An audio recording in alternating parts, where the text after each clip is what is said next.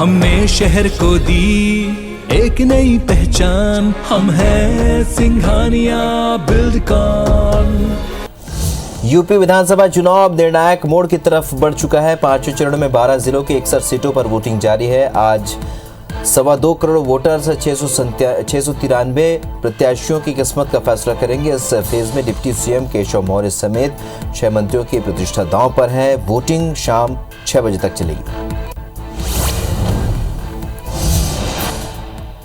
PM Narendra Modi ने आज UP के बस्ती में एक जनसभा को संबोधित किया। इस दौरान उन्होंने कहा कि आज का मतदान यूपी में बीजेपी एनडीए की प्रचंड बहुमत वाली सरकार पर एक और ठप्पा लगाने वाला है। यूपी को दंगा मुक्त बनाने के लिए, गुंडा मुक्त बनाए रखने के लिए, यूपी के विकास के लिए लोगों का भरपूर आशीर्वाद हमें मिल रहा है। पीएम नरेंद्र मोदी ने मन की बात कार्यक्रम के जरिए देश विदेश की जनता से अपने विचार साझा किए। संबोधन के दौरान सबसे पहले उन्होंने भारत से चोरी हुई मूर्तियों को देश में वापस लाने पर बात की।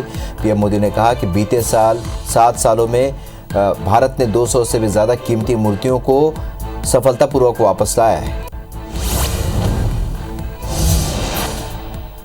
बीजेपी अध्यक्ष जेपी नड्डा का ट्विटर अकाउंट हैक होने के बाद उनके ट्विटर अकाउंट से एक के बाद एक रूस की मदद से जुड़े ट्वीट किए गए।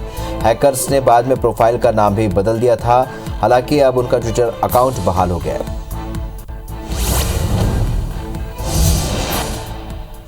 यूक्रेन हमले के चौथे दिन वहां फंसे 490 भारतीय स्टूडेंट्स को रोमानिया और हंगरी के रास्ते भारत लाया गया। इस तरह अब तक कुल 709 छात्र यूक्रेन से रेस्क्यू किए गए हैं।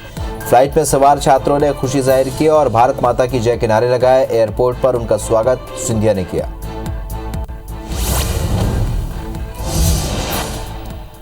भारत श्रीलंका के बीच T20 सीरीज का तीसरा और आखिरी मैच आज धर्मशाला में खेला जाएगा। मैच शाम को 7 बजे शुरू होगा, जिसमें श्रीलंका के सामने सम्मान बचाने की चुनौती होगी। पहले 2 मैचों में शानदार प्रदर्शन करने वाली भारतीय टीम आज तीसरी भिड़ंत जीतकर सीरीज पर क्लीन स्वीप करना चाहेगी। यूपी विधानसभा चुनाव अब निर्णायक मोड़ की तरफ बढ़ चुका है। पांचवें चरण में 12 जिलों की 61 सीटों पर वोटिंग जारी है। आज 2.25 करोड़ वोटर्स 693 प्रत्याशियों की किस्मत का फैसला करेंगे। इस फेज में डिप्टी सीएम केशव मौर्य समेत 6 मंत्रियों की प्रतिष्ठा दांव पर है। वोटिंग शाम 6 बजे तक होगी। पीएम नरेंद्र मोदी आज रेडियो कार्यक्रम मन की बात के जरिए देश को संबोधित करेंगे। यह इस कार्यक्रम की 86वीं कड़ी होगी और इस कार्यक्रम का सुबह 11 बजे सीधा प्रसारण होगा। इसमें पीएम मोदी विभिन्न मुद्दों को लेकर लोगों के साथ विचार साझा करेंगे। इसके लिए कू पर यूजर्स ने भारी संख्या में अपनी शिकायतें और सुझाव पेश किए हैं।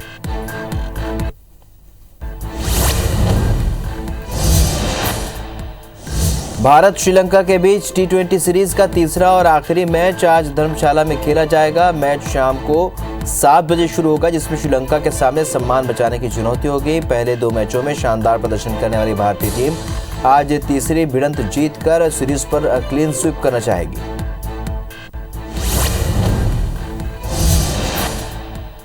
भारत ने श्रीलंका के खिलाफ दूसरा T20 मुकाबला जीतकर 3 T20 की सीरीज में 2-0 की अजय बढ़त ले ली है। लेकिन इस बीच भारत के विकेटकीपर ईशान किशन को अस्पताल में भर्ती कराया गया। मैच के दौरान एक खतरनाक बाउंसर उनके हेलमेट पर लगी थी। गेंद ने उनकी कनपट्टी के पास हेलमेट को हिट किया था।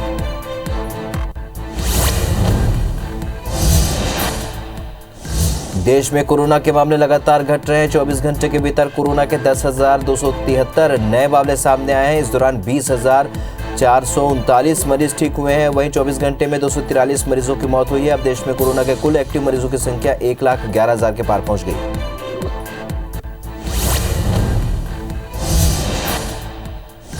देश में वैक्सीनेशन का आंकड़ा 177 करोड़ 36 लाख के पार पहुंच गया है, जिसमें 96 करोड़ 55 लाख से भी ज्यादा को पहला और 78 करोड़ 92 लाख से भी ज्यादा को दूसरा डोज लगाया गया है। वहीं 1 करोड़ 88 लाख से भी ज्यादा बूस्टर डोज लगाए गए हैं। मध्य प्रदेश में 11 करोड़ 36 लाख और छत्तीसगढ़ में 3 करोड़ 66 लाख से भी ज्यादा टीकाकरण हो चुका है। यूपी विधानसभा चुनाव अब निर्णायक मोड़ की तरफ बढ़ चुका है। पांचवें चरण में 12 जिलों की 61 सीटों पर वोटिंग जारी है। आज 2.25 करोड़ वोटर्स 693 प्रत्याशियों की किस्मत का फैसला करेंगे। इस फेज में डिप्टी सीएम केशव मौर्य समेत 6 मंत्रियों की प्रतिष्ठा दांव पर है। वोटिंग शाम 6 बजे तक होगी।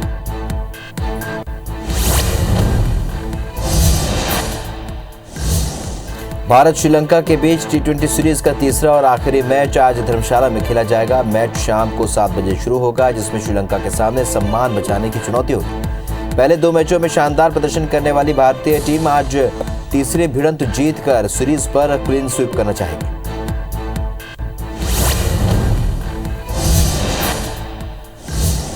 भारत ने श्रीलंका के खिलाफ दूसरा टी20 मुकाबला जीतकर 3 टी20 की सीरीज में 2-0 की अजय बढ़त ले ली है, लेकिन इस बीच भारत के विकेटकीपर ईशान किशन को अस्पताल में भर्ती कराया गया है। मैच के दौरान एक खतरनाक बाउंसर उनके हेलमेट पर लगी थी।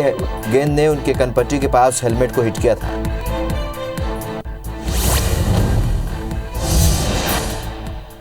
देश में कोरोना के मामले लगातार घट रहे हैं। 24 घंटे के भीतर कोरोना के 10,273 नए मामले सामने आए हैं। इस दौरान 20,439 मरीज ठीक भी हुए हैं। वहीं 24 घंटे में 243 मरीजों की मौत हुई है। अब देश में कोरोना के कुल एक्टिव मरीजों की संख्या 1,11,000 के पार पहुंच गई है।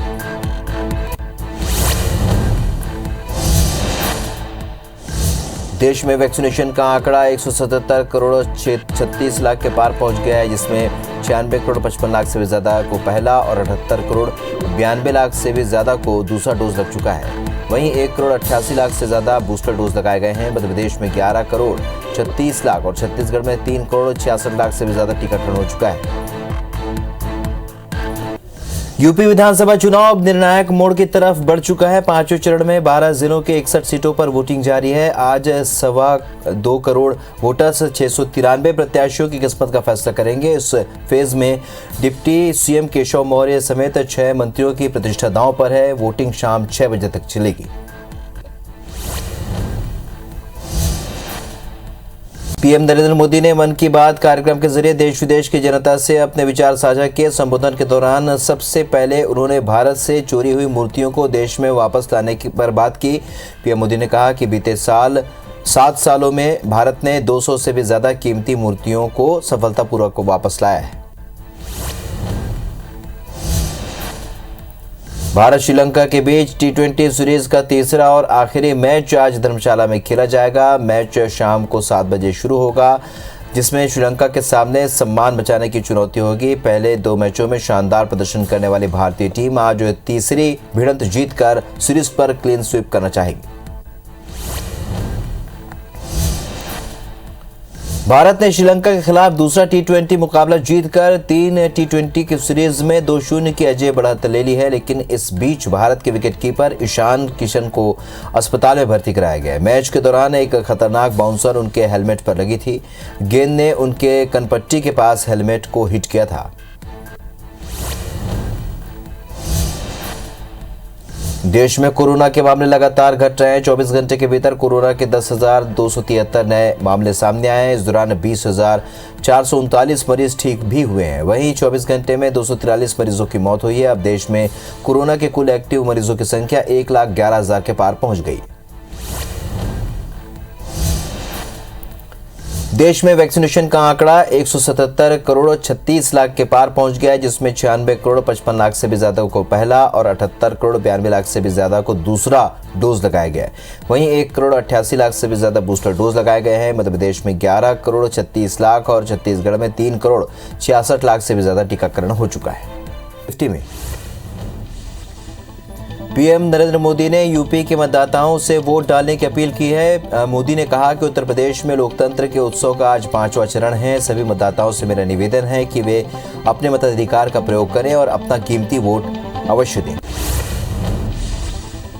यूक्रेन में फंसे 250 भारतीयों को लेकर एयर इंडिया की दूसरी फ्लाइट तड़के 3 बजे दिल्ली पहुंची। छात्रों को पहले यूक्रेन से निकालकर बुखारेस्ट भेजा गया, जहां से इन्हें भारत लाया गया। इस दौरान फ्लाइट में सवार छात्रों ने भारत माता की जय के नारे लगाए।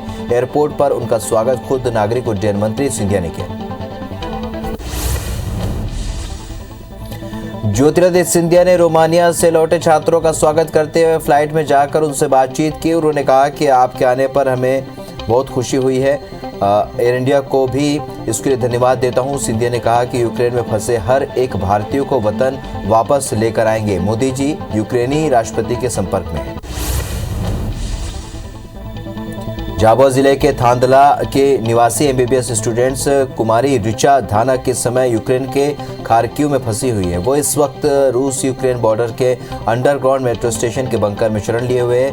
ये जगह रूस यूक्रेन बॉर्डर के बैटल ग्राउंड से महज 35 किलोमीटर की दूरी पर है। रिचा ने वीडियो भेजकर अपनी स्थिति से अवगत कराकर बचाने की अपील की है। 50 में भारत ने दूसरे टी20 मैच में श्रीलंका को 7 विकेट से हरा दिया है। जीत के लिए 184 रन के टारगेट का पीछा करते हुए टीम इंडिया ने 17 ओवर में एक बॉल में 3 विकेट खोकर 186 रन बना लिए। श्रेयस अय्यर ने नाबाद 74 और रविंद्र जडेजा ने नाबाद 45 रन की पारी खेली।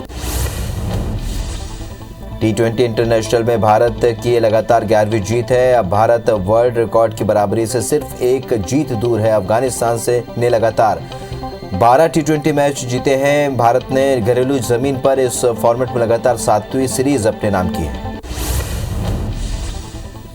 रोहित शर्मा के भारतीय क्रिकेट टीम के पूर्णकालीन कप्तान के रूप में दौर की शानदार शुरुआत हुई है। हिटमैन ने जब से टीम इंडिया की कमान संभाली है लगातार जीत मिल रही है।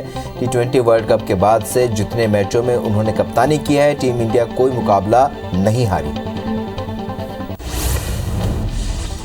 धर्मशाला में मिली जीत के साथ ही रोहित शर्मा टी20 इंटरनेशनल में सबसे घरेलू मैचों में सबसे ज्यादा जीत दर्ज कराने वाले कप्तान बन गए हैं। रोहित ने अपने 17वें मैच में रिकॉर्ड 16वीं जीत दर्ज कर आर्यन मॉर्गन और केन विलियमसन को पीछे छोड़ दिया है। रोहित की कप्तानी में टीम इंडिया लगातार तीसरी सीरीज में जीत दर्ज की है। दुनिया भर में कोरोना के मामले बढ़ते हुए अब 43 करोड़ 48 लाख के पार पहुंच गए हैं। कोरोना से मौत का आंकड़ा 59,63,000 के पार पहुंच गया है। पूरी दुनिया में 36 करोड़ 48 लाख से भी ज्यादा मरीज कोरोना को हराकर स्वस्थ हो चुके हैं। वहीं दुनिया में एक्टिव मरीजों की संख्या इस वक्त 6 करोड़ 41 लाख के पार पहुंच गई है।